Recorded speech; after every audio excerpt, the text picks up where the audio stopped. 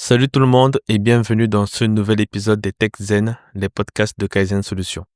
Je me présente Ryan Yamé, je suis ingénieur en système embarqué spécialisé dans le logiciel chez Kaizen Solutions et je travaille depuis une dizaine d'années dans la conception de logiciels embarqués.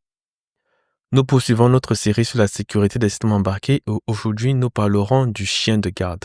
Il y a quelques semaines, j'ai eu des problèmes avec ma box Wi-Fi. Je n'arrivais plus à me connecter, ni avec mon ordinateur, ni avec mon téléphone. J'appelle dans le service client de Bouygues et la première question que l'opérateur me pose, c'est « Est-ce que vous avez essayé d'éteindre puis de rallumer ?» J'ai trouvé ça étrange parce que pour moi, à sa place, le premier réflexe aurait été de se connecter à distance pour diagnostiquer le problème. Mais pour lui, son réflexe, c'était « Avez-vous essayé d'éteindre et de rallumer ?» J'ai trouvé ça super intéressant et je me suis dit « Ok, voyons un peu d'où ça vient et pourquoi ce genre de bug peut arriver. » C'est comme ça que je suis tombé sur une autre histoire, tout aussi intéressante. En faisant mes recherches sur ce problème, qui d'ailleurs m'a inspiré cet épisode, j'ai découvert l'histoire d'un Américain, Ed Vanderplug, qui raconte qu'il possède une hotte de cuisine. Vous avez probablement une hotte pareille chez vous. La sienne est totalement basique. 3 boutons pour la vitesse du ventilateur, basse, moyenne et haute, et 3 autres pour l'intensité de la lumière, faible, moyenne et forte. Vraiment rien de très compliqué.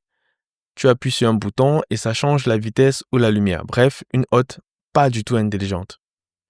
Un jour, alors qu'il préparait le dîner des pommes de terre à la vapeur, le ventilateur s'est mis à tourner à fond, très fort, et les lumières ont commencé à clignoter. Il s'est dit, c'est bizarre, peut-être un problème avec le capteur, peut-être un bug logiciel, qui sait. Le repas était prêt, alors il a éteint la cuisinière et essayé d'éteindre la hotte. Mais elle semblait vouloir attendre que tout refroidisse. Ce n'est qu'après une dizaine de minutes que le ventilateur et les lumières se sont arrêtés d'eux-mêmes. Il a ensuite voulu rallumer les lumières et elles se sont mises à clignoter en continu et la fréquence de clignotement variait selon l'intensité choisie. Juste pour voir, il a tenté de rallumer le ventilateur, mais peu importe le bouton pressé, il tournait toujours à la vitesse maximale. Le ventilateur était bloqué.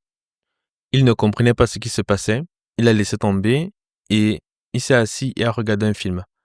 Et pendant toute la soirée, les lumières s'allumaient, s'éteignaient et le ventilateur se mettait à tourner par intermittence.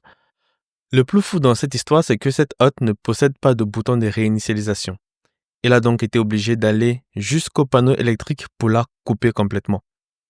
Il ne comprenait toujours pas ce qui s'était passé et franchement, à sa place, j'aurais réagi pareil. Parce qu'en effet, la plupart des hottes n'ont pas de bouton reset.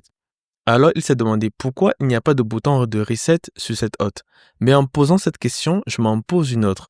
Est-ce qu'on devrait vraiment vendre le bouton de reset comme une fonctionnalité? Parce qu'en vrai, ce genre de bug ne devrait même pas arriver. Et donc, selon vous, qu'est-ce qui s'est passé? Comment peut-on expliquer le comportement erratique de cette hotte? Est-ce que c'était un bug dans la machine à état, une corruption de mémoire, un Stack Overflow, un pointeur foireux? Peut-être une mauvaise lecture du capteur de température qui aurait saturé une variable contenant la température, provoquant un bug. En plus, il explique que quand il a coupé la hotte depuis le disjoncteur, tout est redevenu normal, ce qui suggère que le système n'était pas capable de se redémarrer tout seul, pas de mécanisme de réinitialisation automatique, peut-être même pas de watchdog. Pour être honnête avec vous, je n'ai pas de solution à cette énigme, mais j'aimerais parler aujourd'hui du watchdog, qui pour moi est la première ligne de défense d'un système embarqué.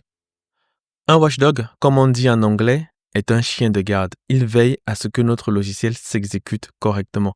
Quand tout va bien, le logiciel lui fait des petits coucous de temps en temps. T'inquiète pas, Médor, tout se passe bien. Mais si le logiciel commence à dysfonctionner et oublie de prévenir Médor, alors lui, il se dit il y a un souci, je vais réinitialiser tout ça. Un système embarqué, c'est un système déterministe. Il est censé toujours fonctionner. Et donc, les watchdogs sont essentiels parce que les bugs, souvent, n'arrivent pas pendant la phase de développement. Ils apparaissent après que le produit a été livré au client. Imaginez donc avec moi une porte automatique dans un hôpital qui se bloque. Un brancard ne peut plus passer. Là, ce n'est plus du confort, c'est vital. Ou encore un four connecté. Le client veut ouvrir la porte depuis son téléphone, le four bug, résultat, le gratin dauphinois est cramé et la soirée est foutue. Ou pire, une mise à jour logicielle dans une voiture. Le calculateur plante, le logiciel est corrompu et en plus, ça peut créer une faille de sécurité exploitable par un hacker. Mais attention, parfois même avec un watchdog, le logiciel continue de caresser Médor alors qu'il est déjà en train de planter. Par exemple, si le programme est en train d'exécuter du code imprévu, mais qu'il continue à écrire n'importe quelle valeur dans le registre du watchdog, ce dernier pense que tout va bien. Résultat, le système est vivant en apparence, mais complètement défaillant à l'intérieur. C'est un code Walking Dead. C'est pourquoi il existe deux types de watchdog, un interne et un externe. Les watchdogs internes sont intégrés directement dans le processeur. Ils coûtent moins cher, mais sont parfois rudimentaires. Ils peuvent déclencher une interruption non masquable, ce qu'on appelle une NMI, quand ils expirent. Mais attention, si l'ISR associé n'est pas bien codé, le système peut boucler à l'infini. Et il peut être un code Walking Dead, comme on a vu tout à l'heure. Certains watchdogs internes exigent une séquence spécifique de valeurs pour être caressés. Mais là aussi, un logiciel planté pourrait par hasard reproduire cette séquence. C'est par exemple le fait de flipper un bit dans le registre du watchdog.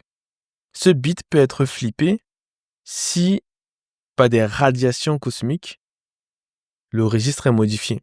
C'est déjà arrivé et on n'est pas exempt que ça arrive de nouveau, même si les probabilités sont très très faibles.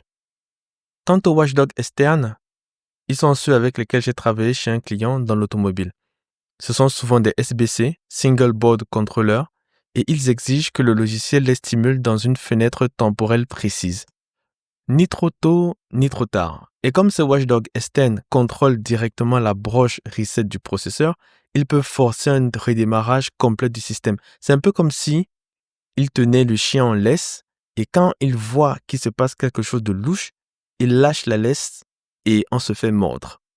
C'est pourquoi un bon watchdog ne doit pas dépendre de l'horloge du CPU, car le quartz peut être défaillant. Et surtout, aucun logiciel ne doit pouvoir le reprogrammer pendant l'exécution pour éviter les hacks. Maintenant, prenons un exemple concret. Dans ma dernière mission chez un client automobile, je devais refactorer un ancien code vieux de 20 ans, destiné à un calculateur d'éclairage. La première étape a été d'encapsuler toutes les opérations d'entrée-sortie pour mieux tracer leur exécution. Ça me permettait de localiser plus facilement les bugs. La deuxième étape a été de remettre à zéro au reset toutes les variables globales liées au capteur de courant et de réinitialiser tous les périphériques du micro pour éviter les états incohérents. Parce que souvent, le watchdog interne, quand il reset, il fait un reset à chaud. Et souvent, il peut ne pas réinitialiser tous les périphériques et on peut se retrouver toujours avec un code Walking Dead. Et le plus important, c'est d'activer le watchdog qui, comme je l'ai dit tout à l'heure, était interne. Parce que souvent, pendant la phase de développement, on oublie de l'activer. Et souvent, il y a des logiciels qui sont dans la nature qui ne sont pas sécures. Enfin, avec du recul, j'aurais rajouté une LED témoin. Quand le processeur redémarre à chaud, la LED restait allumée 2 secondes. Ça permettait de voir visuellement qu'un reset avait eu lieu. Sinon, on pouvait très bien passer à côté d'un système qui redémarre en boucle sans qu'on ne le sache. En définitive, un watchdog, ce n'est pas la cerise sur le gâteau, c'est une composante essentielle d'un système embarqué. Et c'est même par là qu'il faut commencer quand on débute un projet. Parce qu'un système fiable, c'est un système qui peut se réinitialiser tout seul quand ça ne va pas. Et c'est Médor, notre fidèle chien de garde, qui veille au grain. J'espère que cet épisode vous a plu. Si vous avez des questions ou souhaitez en savoir plus, n'hésitez pas à visiter notre site kaizensolutions.net. Et je vous dis à bientôt pour un nouvel épisode, peut-être sur notre série sur la sécurité des systèmes embarqués. À très vite. Ciao.